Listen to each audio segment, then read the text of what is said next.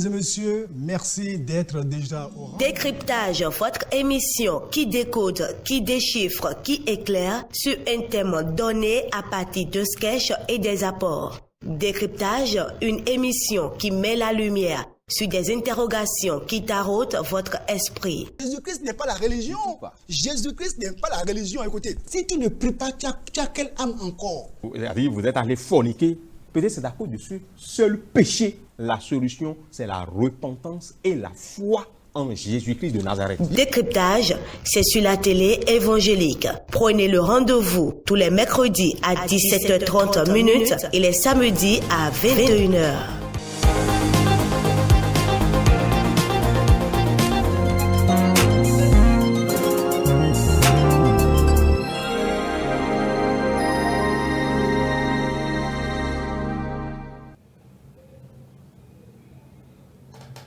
Chers frères et sœurs dans le Seigneur, mesdames et messieurs, bonsoir. Nous vous saluons dans le beau et précieux nom de notre Seigneur Jésus-Christ.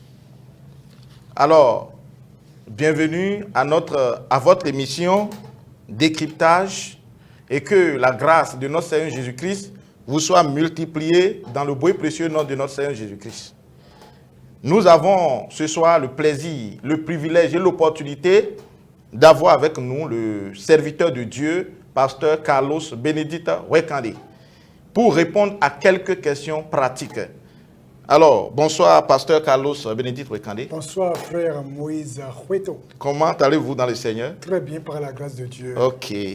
Que le Seigneur vous bénisse. Amen. Alors, nous avons quelques questions à vous poser ce soir. Et compte tenu de notre temps, nous n'allons pas trop tarder là-dessus. Est-ce que vous êtes prêts à répondre aux questions?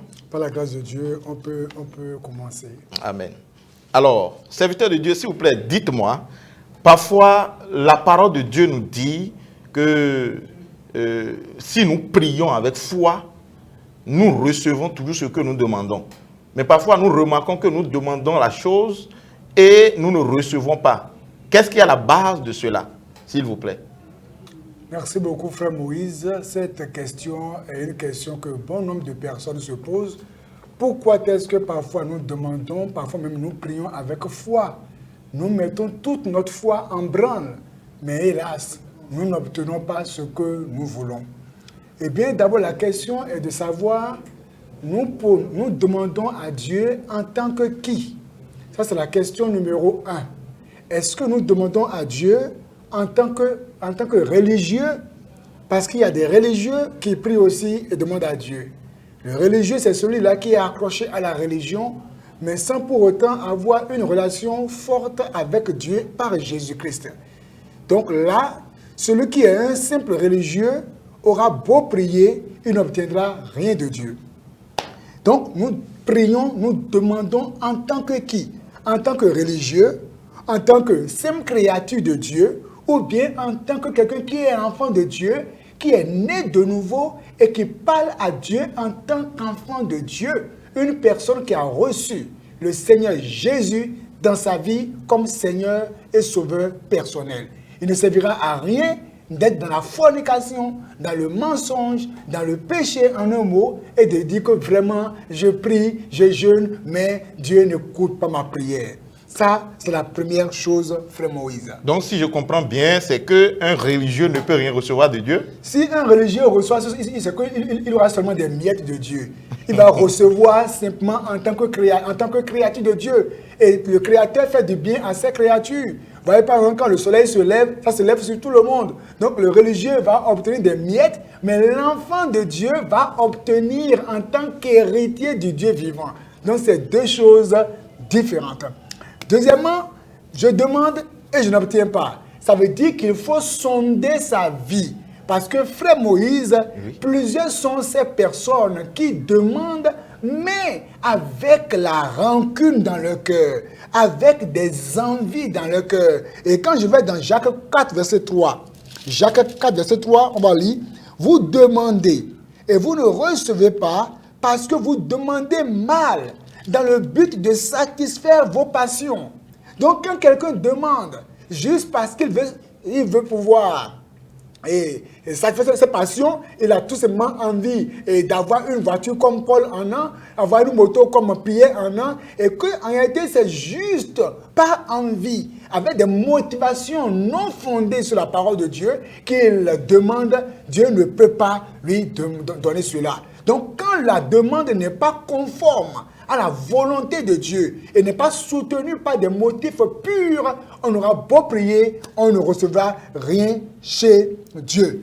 Autre chose, c'est qu'à l'heure de Dieu, quand tu es un enfant de Dieu et tu demandes à Dieu, avec toute la foi qu'il faut, dans la sainteté de vie, dans la crainte de Dieu, comprends que chez Dieu, il y a un temps pour chaque chose. Donc, il faut persévérer dans la prière. Plusieurs n'arrivent pas à persévérer. Il faut persévérer, sachant que notre Dieu fait toutes choses bonnes en son temps.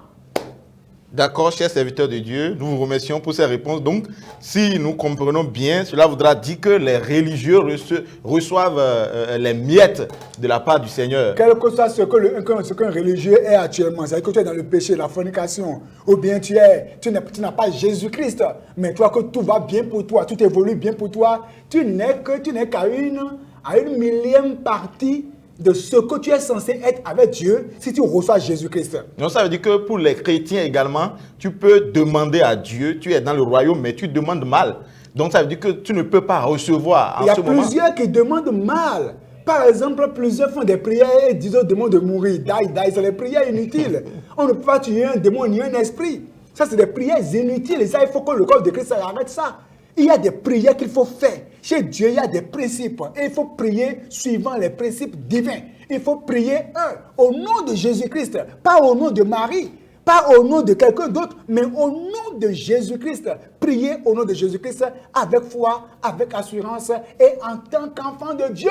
Quelqu'un qui est réconcilié avec Dieu. Et là, tu auras de Dieu ou carrément tu auras en son temps. Parce que tu peux obtenir tout de suite ou carrément Dieu dit non, ce n'est pas encore l'heure, attends d'abord. Merci beaucoup pour ces réponses. Nous retenons juste que pour recevoir de Dieu, en réalité, il faut être vraiment dans le royaume et demander selon la volonté de Dieu, selon les critères de Dieu. Alléluia. Donc, nous passons rapidement à la deuxième question, chers serviteurs de Dieu. Est-ce que nous pouvons... Oui, on peut y aller. Ok. Je suis un jeune chrétien célibataire et ayant d'emploi. Et je prie le Seigneur dans le but de faire la volonté de Dieu dans le mariage. Mais des fois, je reçois des révélations par rapport à mon mariage. Et à chaque fois que j'aborde les sœurs, c'est-à-dire les processus, les sœurs disent simplement qu'ils n'ont pas reçu la confirmation. Est-ce que c'est moi en ce moment, je prie mal, ou bien j'ai encore demandé pour satisfaire mes passions? Ou bien c'est une malédiction qui plane sur ma vie, serviteur de Dieu? Non, moi je commencerai, frère Moïse, par dire tout de suite que je n'aime pas entendre qu'un chrétien est sous malédiction. Celui qui est en Jésus, eh bien, est libéré de toute forme de malédiction. Et je refuse que quelqu'un vienne encore dire qu'un chrétien est sous malédiction. Ça veut dire que la bénédiction est sur la tête du juste. Et Christ s'est fait malédiction pour nous afin que nous soyons bénis en lui. Par conséquent, laissons simplement le côté malédiction. S'il vous plaît, serviteurs de Dieu, ne dites pas que je vous ai coupé. Mais nous voyons aujourd'hui les serviteurs de Dieu, les églises qui organisent des prières pour briser les malédictions. Tout ça, est-ce que c'est mauvais? Ce n'est pas mauvais.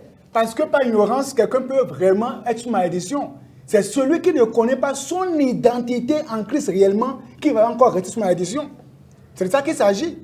Nous combattons, nous prions contre les forteresses, contre les réseaux, mais pas en étant sous malédiction. Nous prions comme des bénis pour aller contre tout ce qui est formaté dans l'invisible, ces puissances qui veulent nous envoyer encore sous oppression ou veulent encore nous faire végéter encore sous la dictature de Satan. C'est différent de penser qu'on est encore sous malédiction. Nous sommes des bénis de Dieu lorsqu'on donne notre vie à Jésus, mais nous combattons pour ne plus rentrer encore sous une quelconque servitude du diable. C'est deux choses différentes.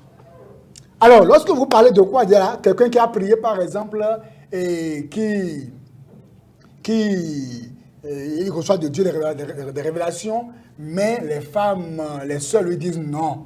Bon, ça dépend. C'est lui qui sait comment il prie, mon frère. c'est toi qui sais comment tu pries. Tu dois aller devant Dieu et être sincère dans ton cœur. Parce que la Bible dit que, Proverbe 14, verset 12, quelle voie paraît droite à un homme, mais son issue, c'est la mort. Il y en a qui prient, mais en réalité, Dieu n'a même pas encore parlé pour lui dire que c'est telle soeur ou tel frère. Mais le frère ou la soeur qui a prié a des idoles dans son cœur. Il y a des gens qui l'apprécient. Et quand déjà tu pries en ayant dans ton cœur l'idole, eh bien, la réponse que tu auras sera liée à l'idole. Et par conséquent, quand tu te réveilles, tu verras seulement des songes, mais des choses qui sont liées à quoi? À l'idole que tu as dans ton cœur. Et c'est pour ça que tu iras vers les sœurs, eh bien, les sœurs vont refuser si vraiment elles sont en esprit, si elles ne sont pas faites pour toi. Maintenant, la chose est que, est-ce que les sœurs, elles aussi, prient aujourd'hui? Il y a plusieurs sœurs qui ne prient plus aujourd'hui. Elles font des choix avec leur regard. Est-ce que le frère est stylé? Est-ce que le frère est un beau gars? Est-ce que le frère a déjà une voiture? Est-ce que le frère sait s'habiller? Est-ce que le frère? Et on aligne tellement de critères que lorsque le frère vient vers la soeur pour dire Dieu m'a parlé, elle dit j'irai prier. Mais au fait, elle ne va pas prier. Hein. Elle va s'asseoir pour analyser. Est-ce que lui et moi, si on est mariés, ça sera joli? Est-ce que vraiment il me correspond? Qu'est-ce que les gens diront s'ils entendent que lui et moi, on est ensemble? Ça, c'est le temps de prier là, ça. Hein? Au fait, elle ne prie pas, mais elle analyse pour voir est-ce que le frère me correspond. Et aujourd'hui, malheureusement, beaucoup de sœurs sont charnelles. Elles ne sont pas en esprit, des frères aussi charnels, qui n'arrivent pas à prier Dieu, à aller au-delà de l'apparence pour entendre Dieu parler. Donc, somme toute, il revient aux frères d'aller prier encore pour réellement savoir comment Dieu lui parle et savoir si c'est vraiment Dieu qui lui a parlé. Un. Deuxièmement, les sœurs aussi aujourd'hui doivent vraiment aller en esprit et aller au-delà de l'apparence afin que Dieu puisse leur parler parce que ce qui est de Dieu ne frappe pas forcément les regards. Ce qui est de Dieu peut venir simplement, tu le banalises et tu passes à côté. Ok, chers serviteurs de Dieu, donc si nous comprenons bien, si un frère va devant le Seigneur, il ne doit pas avoir d'idole dans son cœur avant d'aller devant le Seigneur. Non. Il doit vider son cœur. Il vide son cœur de tout ce qui est désir, de tout ce qui est des choix préconçus en son cœur, tout ce qui est... Quand il vient devant Dieu, il faut qu'il soit sincère du fond de son âme. Qu'en est-il alors des frères qui disent à Dieu, vraiment j'ai vu cette sœur, ça me plaît, Seigneur, s'il te plaît, donne-moi cette sœur. Mais la question est de savoir, c'est déjà ça le mauvais fondement. Seigneur, donne, j'avais dit, je te donnerai ce que ton cœur désire. Quand Dieu dit, je te donnerai ce que ton cœur désire, n'a pas dit ce que ta chair désire. Parce que Dieu parle d'un cœur qui est régénéré. Donc le cœur est différent de la chair. C'est-à-dire que Dieu parle d'un cœur, la chair bien sûr. Donc un cœur qui est régénéré et un cœur qui contient Jésus. Ce n'est pas un cœur qui contient Satan, ni un cœur qui contient la fornication, un cœur qui contient les envies. Oh, Dieu a dit qu'il me donnera ce que mon cœur désire. Oh, ton cœur contient Satan. Dieu ne parle pas de ce cœur, mais un cœur qui est régénéré, un cœur qui soupire après la volonté de Dieu. C'est de ça qu'il s'agit. Je te donnerai ce que ton cœur désire. Ce n'est pas un cœur qui choisit avec les yeux seulement, non. Donc, effectivement, quiconque veut que Dieu lui parle réellement par rapport à qui est son homme de vie, sa femme de vie, doit se libérer de tout ce qui est idée préconçue et aller vers Dieu avec un cœur sincère pour que Dieu lui montre qui réellement est pour lui. Parce que l'homme est attiré par le regard, mais Dieu voit au-delà de l'apparence, il voit le cœur. L'homme voit à aujourd'hui, mais Dieu regarde à demain. Aller devant le Seigneur avec un cœur sincère. Oui. Devant le Seigneur. Donc, s'il vous plaît, serviteur de Dieu, ça veut dire que je ne peux pas aller devant le Seigneur et lui présenter une sœur ou bien présenter un frère pour dire, ah vraiment, ce frère me plaît, cette sœur me plaît. Donc, je dois aller devant le Seigneur très sincèrement. Et par rapport aux sœurs aussi, elles doivent aller au-delà de l'apparence. C'était ça. Et être en esprit.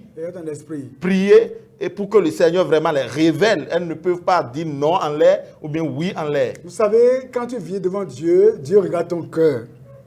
Et il y a des carrefours où on ne fait pas erreur. Et il faut toujours dire à Dieu, Seigneur, que ma volonté se perde dans ta volonté. Oui, en parlant à Dieu, avec quand tu dis à Dieu, Clément, Seigneur, c'est vrai, cette soeur me plaît. Mais Seigneur, pas ma volonté, mais que ta volonté s'accomplisse. Jésus m'a prié comme ça. Si seulement cette coupe pouvait faire quoi? Ce n'en est de moi. Mais il a dit, mais toutefois, non pas ma volonté, mais que ta volonté soit quoi? Soit faite. Et quand tu parles d'un cœur sincère, Dieu le sait. Quand on parle d'un cœur sincère, Dieu le sait. Dieu le sait. Donc quand on vient devant Dieu, Dieu est notre Père, hein, on se met à l'aise et on lui parle sincèrement et il nous écoute. Et il nous accorde ce que nous voulons. Merci beaucoup, chers serviteurs de Dieu. Alors nous passons très rapidement à la troisième question, s'il vous plaît. Oui. Est-ce qu'une fois que l'on est sauvé, on est sauvé pour toujours? C'est un danger de dire cela. Parce que nous entendons aujourd'hui les serviteurs de Dieu qui disent, qui enseignent des choses de cette façon-là. C'est, frère Moïse, c'est une hérésie damnable. C'est une hérésie damnable, c'est une doctrine qui vient directement du trône de l'enfer. Une doctrine qui vient des poumons de l'enfer. Une doctrine qui vient des sous-bassements de l'enfer. Une doctrine qui vient de Satan, du trône du diable. Que de croire que lorsqu'on est sauvé, eh bien définitivement, on l'est une fois pour toutes. Mais si c'est comme ça, laissons carrément les jeûnes et prières. Laissons la violence contre le péché. Laissons carrément le fait de chercher la face de Dieu. Et vivons notre vie comme les païens les vivent, une fois qu'on est sauvé. Vous savez, les gens qui disent de telles choses se basent sur Hébreux 5, verset 9, où il est dit qu'on nous a offert un salut éternel. Le salut éternel, c'est pour dire que la provision pour le salut que Jésus-Christ a faite est pour toujours. À le dire autrement, frère Moïse, Jésus-Christ n'aura pas à revenir encore mourir sur la croix pour quelqu'un. Il est mort, il a fait la provision pour le salut, pour l'éternité. Il n'aura plus à mourir encore pour quelqu'un. Ça, c'est ça. Maintenant, quand on va dans Matthieu 24, 13, il dit, celui qui va persévérer jusqu'à la fin sera comment? Sauvé. C'est parce qu'on peut encore perdre le salut qu'il est question de quoi? De persévérer. Et dans 1 Corinthiens 9, 27, Paul dit, je traite durement mon corps de peur d'être moi-même rejeté après avoir prêché aux autres. Pourquoi traite-t-il durement son corps? Parce qu'il craint de perdre le salut après avoir prêché le salut aux autres. Donc, le risque de perdre le salut est toujours là. Et quand on dit que l'ennemi, le diable, rôde comme un lion cherchant qui va dévorer, dévorer qui? Il veut dévorer celui qui est déjà sauvé, le soutirer, le retirer du royaume de Dieu. Donc, le risque de perdre le salut est toujours là. Et quand on dit dans Hébreux chapitre 3, verset 12, que personne d'entre vous n'ait un cœur mauvais et incrédule au point de se détourner du Dieu vivant. Ça veut dire que la personne était sauvée, était avec Dieu, et à un moment donné, maintenant, elle se détourne pour une raison qu'on ignore. Donc, le risque de perdre le salut est toujours là. Et quand on joue un match de football, tant que le coup de sifflet final n'est pas donné, il peut toujours avoir quoi? Égalisation.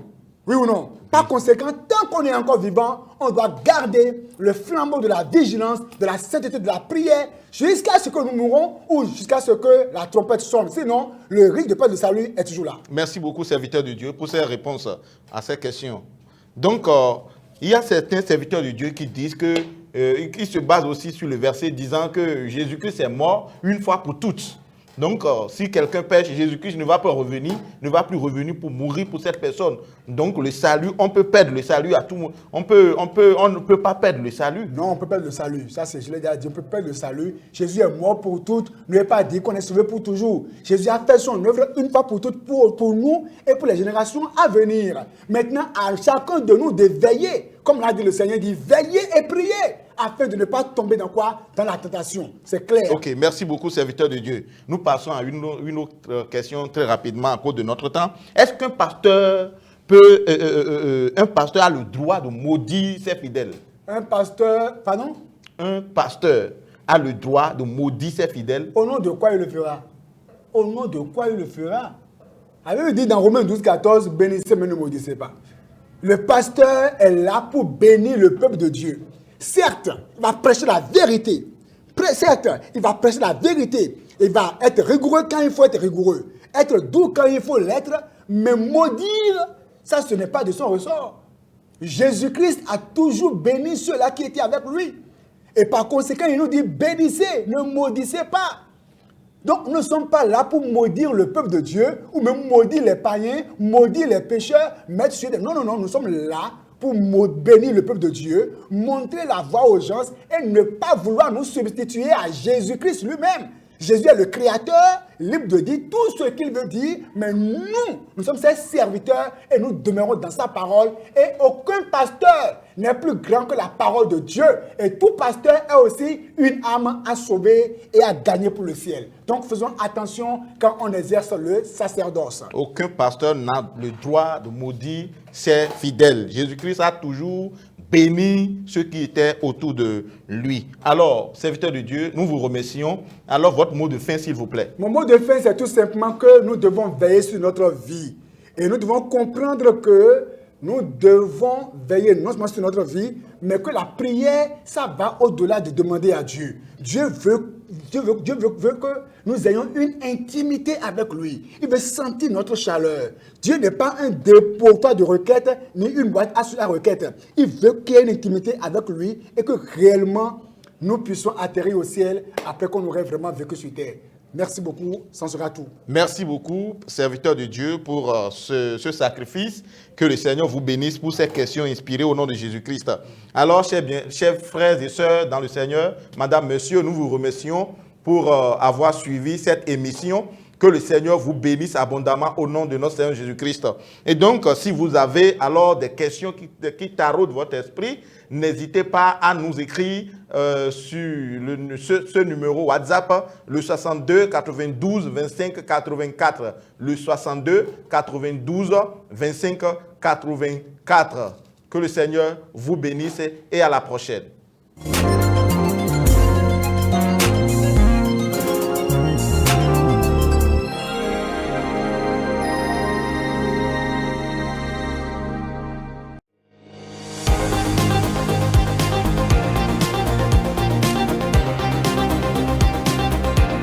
Mesdames et messieurs, merci d'être déjà au rendez-vous. Décryptage, votre émission qui décode, qui déchiffre, qui éclaire sur un thème donné à partir de sketchs et des apports. Décryptage, une émission qui met la lumière sur des interrogations qui taraudent votre esprit. Jésus-Christ n'est pas la religion. Jésus-Christ n'est pas la religion. Écoutez, si tu ne pries pas, tu as quelle âme encore? Vous êtes allé forniquer. Peut-être c'est d'accord dessus. Seul péché, la solution, c'est la repentance et la foi en Jésus-Christ de Nazareth. Décryptage, c'est sur la télé évangélique. Prenez le rendez-vous tous les mercredis à 17h30 et les samedis à 21h.